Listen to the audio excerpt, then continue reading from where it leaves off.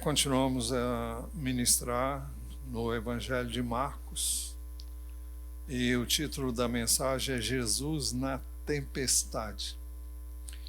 O nosso texto básico é Marcos 4, 35 a 41.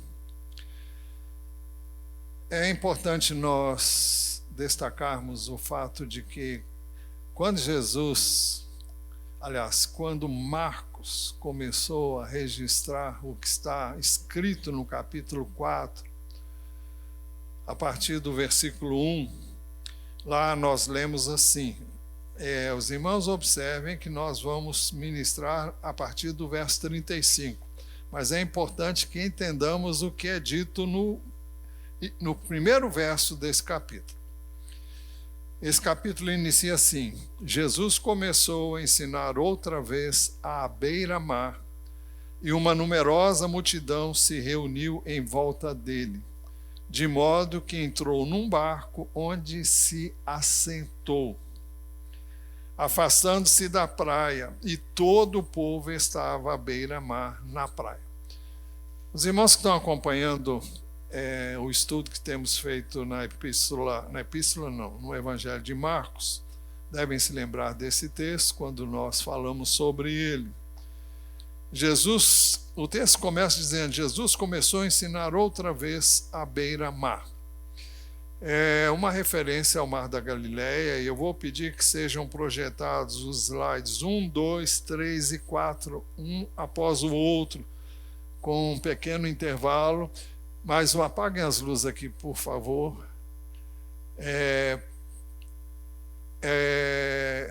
Quando falamos em beira-mar, nós estamos falando do Mar da Galileia, que é muito extenso. Aqui uma moça na praia, possivelmente uma turista.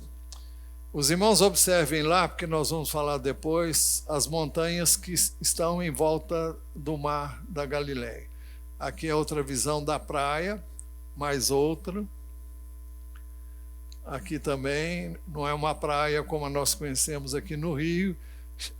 A praia é praia de água doce e tem muitas pedras na praia. Esse aí é o número 4? É o de número 4? Tá. O texto diz, não precisa acender as luzes, não.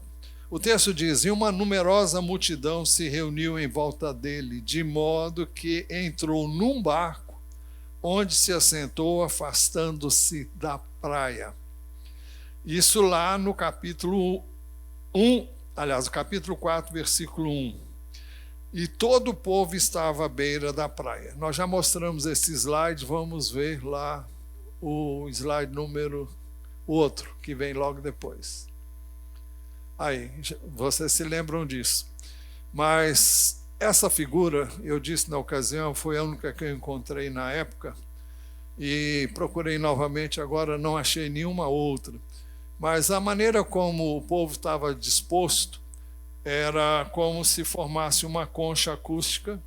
Jesus se afastou de modo que ele podia falar de uma certa distância e ser ouvido por todos, mesmo não havendo os recursos que nós temos hoje, de microfones e coisas semelhantes, nem megafones.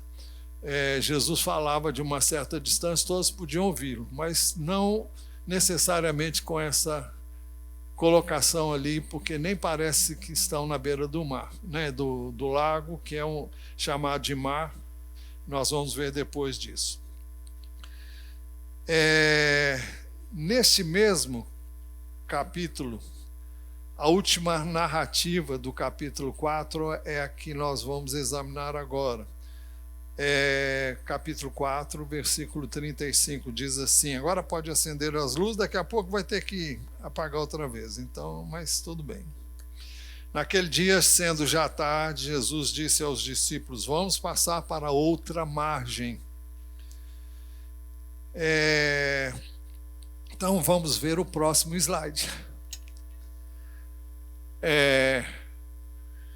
para que nós possamos entender melhor.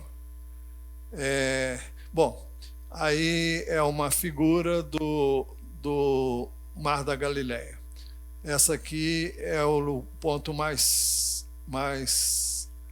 distante, uma margem da outra. Não sabemos onde Jesus estava quando ele estava ministrando, e não sabemos se ele se referia a que local até o outro, mas ele disse que ia passar de um lado para o outro, né? Vamos continuar. Pode acender as luzes. E então, o texto diz: e eles, despedindo a multidão, levaram assim como estava no barco, e outros barcos o seguiam. Então, vamos entender o que foi dito aqui. O texto começa dizendo, versículo 36, e eles quem? Os discípulos aos quais Marcos se refere no capítulo 35. Naquele dia, sendo já tarde, Jesus disse aos discípulos: vamos passar para outra margem. E eles, os discípulos, despedindo a multidão, o levaram assim como estava no barco, e outros barcos o seguiam. Então os discípulos despediram a multidão, mas o que me chamou a atenção aqui é que o levaram assim como estava no barco. Se você prestou bem atenção, Marcos começa a falar sobre uma ministração a qual ele se refere no capítulo 4, lá no verso 1. Jesus contou várias parábolas, são vários ensinos, e naturalmente Marcos não colocou tudo o que aconteceu naquele dia. O texto nos dá a entender que Jesus começou a ministrar cedo, embora isso não seja dito de maneira clara, mas nos faz supor que sim. E o texto no verso 35 diz assim: naquele dia, sendo já tarde, ou seja, já estava escurecendo, e Jesus disse que eles deviam passar para o outro lado. Por esta razão, né? Mas o texto diz que eles o levaram assim como estava no barco. O que significa isso? Significa que o tempo todo em que ele ministrou, tudo aquilo que Marcos relatou ali, talvez muito mais, ele fez dentro do barco. Então ele teria passado o dia inteiro ministrando, sentado dentro de um barco.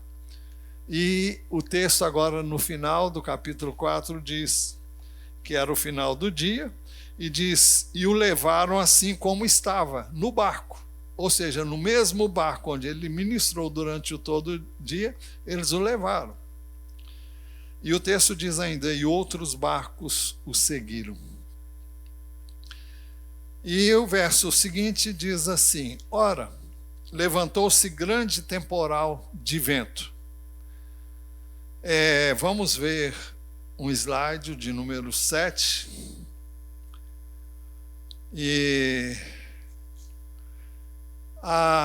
os temporais se dão aqui de forma...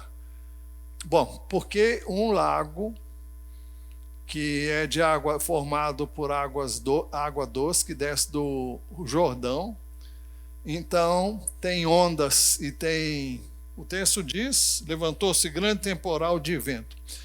Esses ventos são ocasionados justamente porque as margens do lago, do Mar da Galileia, assim chamado, estão montanhas e formam um canal onde o vento vem e ele faz com que as ondas, em determinadas épocas, em determinadas ocasiões, se levantem como se fossem ondas bravias de um mar salgado. Então, as montanhas estão aí para explicar, esses slides têm essa finalidade. E o texto continua dizendo, no verso 37, as ondas se arremessavam contra o barco, de modo que o mesmo já estava se enchendo de água. E as ondas se arremessavam contra o barco, de modo que o mesmo já estava se enchendo de água. Normalmente, quando é uma embarcação pequena, e muitas vezes as embarcações não eram boas, e normalmente o barco ia se enchendo de água aos poucos. Eu já conheci situações, já andei em barcos quando criança, em que tinha alguém com uma latinha sempre tirando água do barco, porque a água fluía para dentro do barco. Não tinha tempestade, não tinha nada. Agora imagine uma tempestade em que as ondas são volumosas e elas enchem de uma vez só, dava para encher o barco e com isso a tendência do barco é afundar-se. Nós vamos ver um slide que é uma figura de uma tempestade gravada recentemente no Mar da Galileia. É o próximo slide aí. Aí, vocês podem ver a altura que as ondas chegam. É algo assim realmente indescritível. E então nós podemos imaginar o que aconteceu naquela ocasião. Pode acender a luz outra vez.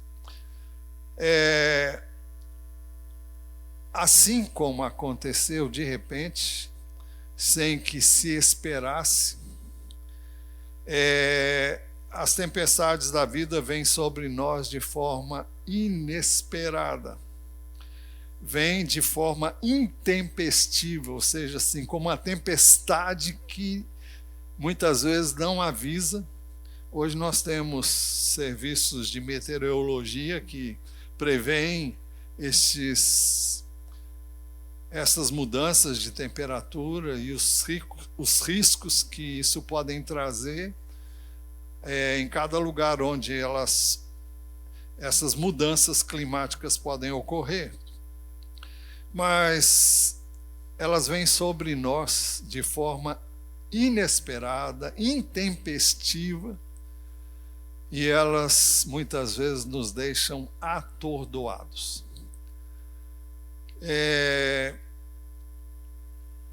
Jesus, depois que terminou o Sermão da Montanha, capítulo 7, o Sermão da Montanha ocupa o capítulo 5, 6 e 7 do Evangelho de Mateus. E depois de terminar, quando ele estava terminando esse sermão, assim chamado Sermão do Monte, ele terminou assim, capítulo 7, versos 24 a 27. Ele diz: todo aquele que ouve estas minhas palavras e as pratica, será comparado a um homem prudente que construiu a sua casa sobre a rocha. Caiu a chuva, transbordaram os rios, sopraram os ventos e bateram com força contra aquela casa, e ela não desabou, porque tinha sido construída sobre a rocha. Mas ele diz também: todo aquele que ouve estas minhas palavras e não as pratica, será comparado a um homem insensato, que construiu a sua casa sobre a areia. Caiu a chuva, transbordaram os rios, sopraram os ventos e bateram com força contra aquela casa, e ela desabou, sendo grande a sua ruína. O que esse texto nos mostra? Esse texto nos mostra que a tempestade vem a todos. Elas acontecem, quando ela vem, ela atinge inúmeras pessoas que estão nas mais variadas condições possíveis e imagináveis. E Jesus disse que o homem prudente constrói a sua casa sobre a rocha. E essa casa, quando a tempestade vem, por mais por maiores que sejam os ventos, por mais impetuosos que sejam os ventos, eles resistem a essa tempestade e a casa não desaba. Mas quem constrói a sua casa na areia, sem base sólida, quando vem uma tempestade, a mesma tempestade, então ela derruba essa casa. E Jesus disse que construir a casa sobre a rocha é construir a casa sobre as suas palavras. O homem prudente é aquele que constrói a sua casa sobre a rocha. E sobre as suas palavras, é como o que constrói sobre a rocha. E o imprudente é o que não ouve as palavras do Senhor Jesus, não dá nenhum valor para elas. Então, quando vem as tempestades, a mesma que vem para um, vem para o outro.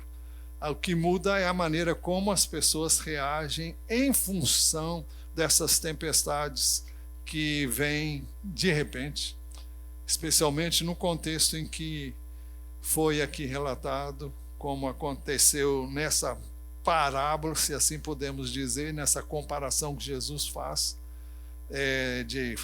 com relação à sua palavra, e também com relação à experiência de Jesus com seus discípulos quando eles atravessavam o mar da Galileia.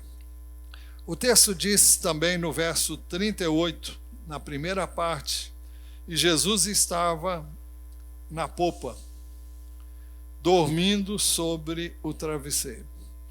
É difícil para a gente imaginar como é que Jesus podia dormir no meio de uma tempestade dessa natureza. O barco estava enchendo de água e ele estava lá numa boa, dormindo. O texto diz Jesus estava na popa dormindo sobre o travesseiro. A popa é a parte de trás de um barco, é a parte mais larga e normalmente é a mais estável, vamos assim dizer. E nós vamos ter uma figura aí agora, um slide que mostra Jesus dormindo na popa desse barco. Vamos lá ver? Aí, essa parte última aqui do barco, e naturalmente é um desenho, que expressa um dos discípulos tentando acordar Jesus, né? Agora, o que nós perguntamos, e que perguntamos muitas vezes, como Jesus podia dormir no meio dessa tempestade? Bom, Jesus havia tido um dia intenso, à luz de tudo que já vimos. Jesus estava muito cansado e dormia embalado pelas ondas, né? Estava descansado, estava descansado na paz que ele prometeu que nos daria, né? E que ele tem para dar. E muitas vezes nós pensamos que Deus está indiferente a certas coisas que nos acontecem, que vêm sobre nós sem que nós esperávamos ou esperássemos, e vem assim para arrasar, né? Vem assim para aparentemente nos destruir, vem para nos derrubar, nos jogar no chão, e nessa hora vem o desespero, vem a falta de fé, vem a pergunta por quê? E onde é que Jesus estava? E se perguntarmos isso nesse contexto, nós vamos ver que ele estava no próprio barco, estava dormindo. Mas a impressão que temos é que quando isso acontece, é como se Deus não estivesse se importando conosco e assistindo aos acontecimentos na dele, e nós na aflição. Foi essa a impressão que tiveram os discípulos de Jesus. Foi por isso que no versículo 38, na segunda parte, os discípulos acordaram e lhe disseram: Mestre, o Senhor não se importa que pereçamos? Nós estamos aqui prestes a afundar e o Senhor não importa nada, isso não é importante para o Senhor. O texto diz que ele, despertando, repreendeu o vento e disse ao mar: acalme-se, fique quieto. O vento se aquietou e tudo ficou bem calmo. Nessa hora eu me lembro do cântico do cantor cristão: ó mestre, o mar se revolta. E eu me esqueci da letra, mas fala de várias coisas das inquietações que a pessoa tem. Mas então Jesus ordena e o mar fica calmo. O texto diz: ele, despertando, repreendeu o vento e disse ao mar: acalme-se, fique quieto. O vento se aquietou e tudo ficou bem calmo.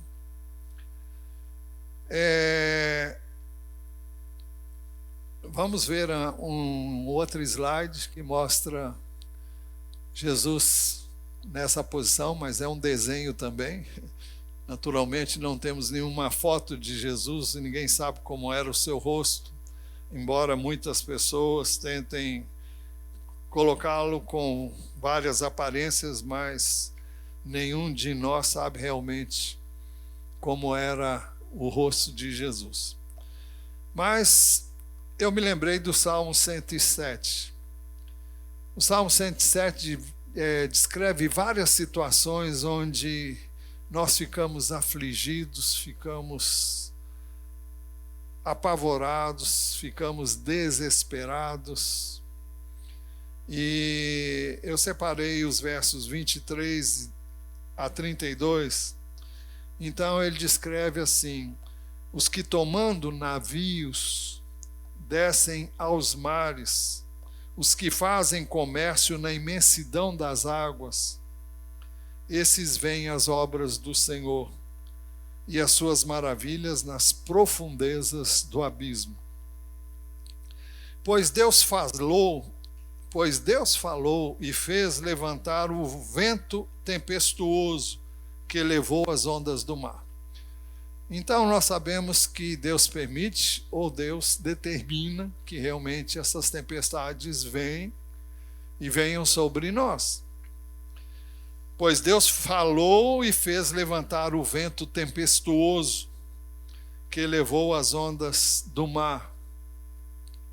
Subiram até os céus, desceram até os abismos. Ou seja, você imagine você numa tempestade no mar, o barco ou o navio sobe e desce. Eu não quero passar por essa situação de jeito nenhum. Mas não é assim que acontece conosco muitas vezes. Nós nos sentimos como num barco ou num navio e somos julgados para cima, julgados para baixo. E o que é que vem? Desespero. Subiram até os céus, desceram até os abismos, no meio destas angústias desfalecia-lhes a alma. É angustiante viver uma experiência dessa. E o texto diz: desfalecia-lhes a alma. Andaram e cambalearam como bêbado, e de nada adiantou a sua habilidade. Toda habilidade de um piloto de navio não é suficiente para resolver essa situação. Ele fica como que um joguete nas mãos daquela tempestade, daqueles ventos impetuosos. Andaram e cambalearam como bêbados, e de nada adiantou a sua habilidade. Então, na sua angústia, clamaram ao Senhor, e Ele os livrou das suas tribulações. Nas suas angústias, clamaram ao Senhor, e Ele os livrou das suas tribulações. Fez cessar a tormenta, e as ondas se acalmaram. Então se alegraram com a calmaria e assim os levou ao porto desejado. E o texto nessa parte diz assim: que eles deem graças ao Senhor por sua bondade e por suas maravilhas para com os filhos dos homens, que o exaltem na assembleia do povo e o glorifiquem no conselho dos anciãos. Não é bom de jeito nenhum passar por essas tormentas, por estas aflições, e nenhum de nós está imune a elas, e elas vêm sobre nós, como dissemos, de forma inesperada. Mas nós temos o recurso, e o recurso é clamar ao Senhor e pedir a sua intervenção, pedir a sua interferência na nossa angústia, na nossa aflição, no nosso medo, na nossa insegurança. E Jesus, depois de acalmar o mar, lhes perguntou: por que vocês são tão medrosos? Como é que não têm fé? Bom, a pergunta de Jesus procedia porque eles estavam com Jesus o tempo todo. E com certeza Jesus se referia quando disse: como é que vocês não têm fé? Eles haviam visto a libertação no capítulo 1 de um endemoniado em Cafarnaum, capítulo 1, versículos 21 a 28. Eles presenciaram a cura da sogra de Pedro de maneira assim maravilhosa, Marcos 1, 29 a 31. Eles viram muitas curas e libertação de endemoniados, Marcos 1, 32 a 34. Eles viram Jesus curando um leproso, Marcos 1, 40 a 45. Depois, eles viram a cura de um paralítico que desceu do telhado, descobriram o telhado, ele desceu ali e Jesus o curou totalmente. Eles viram Jesus curando um homem que tinha a mão mirrada. Ele mandou que ele estendesse a mão e o homem foi curado. E viram muitas curas e libertações, enquanto Jesus estava ali, por último, ministrando. No capítulo 3, versos 7 a 12, fala sobre isso. Por isso Jesus lhes perguntou: por que vocês são tão medrosos? Como é que ainda não têm fé? Eu fico imaginando que eu e você não somos diferentes dos discípulos de Jesus. Nós já vimos tantas coisas que Deus fez e faz. Os irmãos podem se lembrar do povo que foi tirado da terra do Egito. O mar se abriu. Deus fez com que da rocha fendesse água, mandou maná do céu, mas vez após vez o povo se viu incrédulo, se viu medroso, se viu numa situação de pessoas que não têm fé. E eu fico pensando que nós não somos muito diferentes destas pessoas. Quantas coisas nós já vimos Deus fazer por nós, por mim, por você. Se você for olhar para trás, você vai ver quantos livramentos, quanta provisão, quantas intervenções sobrenaturais de Deus na nossa vida. E quando nos deparamos com mais uma, nós temos a mesma reação que tivemos da primeira vez.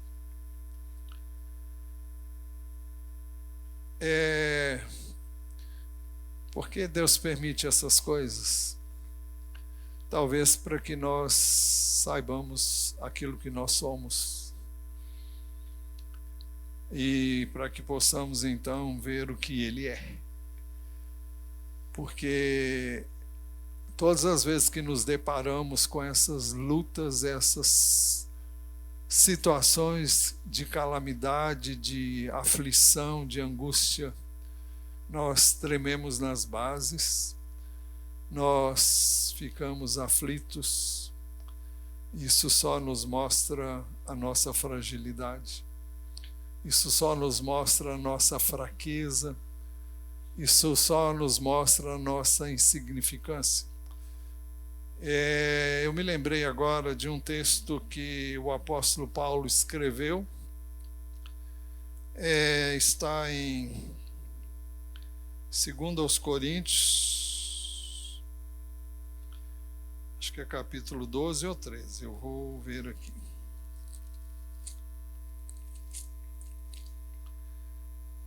E acho que é 12 mesmo. Ele disse assim: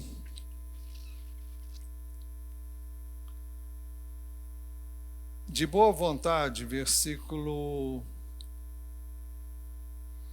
Bom, ele fala de um espinho na carne.